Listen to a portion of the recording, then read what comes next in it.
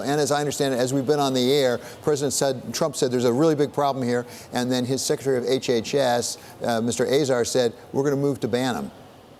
That's right. He said that the Food and Drug Administration is working on some guidance or some regulation possibly. We need some clarification on that, but on banning flavored e-cigarettes from the market. So this would be any flavor, even mint and menthol, besides tobacco. And what is the regulatory basis for this? Is this just because they're bad for people, or does it particularly have to do with appealing to children, as we're looking now at some stock prices of some tobacco companies that are falling on the news? So this is specifically because of kids who are using these. The HHS secretary mentioned that they have some results from a youth tobacco survey that the CDC does every year, and that there are 5 million kids vaping, and that was up from the year before. So that's a huge number, and that's something certainly that has concerned the president and the secretary, as well as the FDA. Anna, where were we with the FDA before the president, Mr. Azar, had something to say? Because as I recall, there already were some proceedings pending. Were there at least some investigations?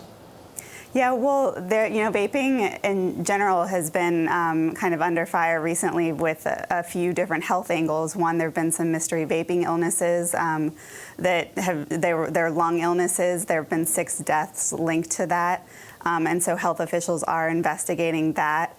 And they're trying to also, the FDA is also looking at whether seizures might be linked to vaping. So, on the flavor front, even before all of this, the Food and Drug Administration was looking at whether they might kind of limit flavors and where they can be sold, so you wouldn't just be able to pick them up in a gas station or a convenience store anymore. This today goes a lot further than that, just saying, you can't pick them up anywhere, not even online possibly. So Anna, give us a sense of the timetable here. If, in fact, the FDA proceeds, is this notice and comment rulemaking? How long does this take for them actually to come up with a regulation banning, if that's what they do, flavored e-cigarettes?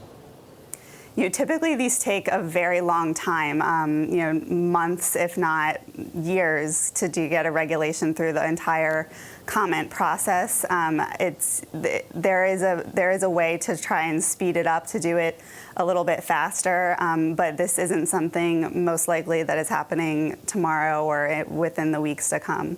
Okay, many thanks to Bloomberg's Anna Edney reporting from Washington. And we want to make sure that you know Michael Bloomberg, the founder and majority owner of Bloomberg LP, has campaigned and given money in support of a ban on flavored e-cigarettes and tobacco.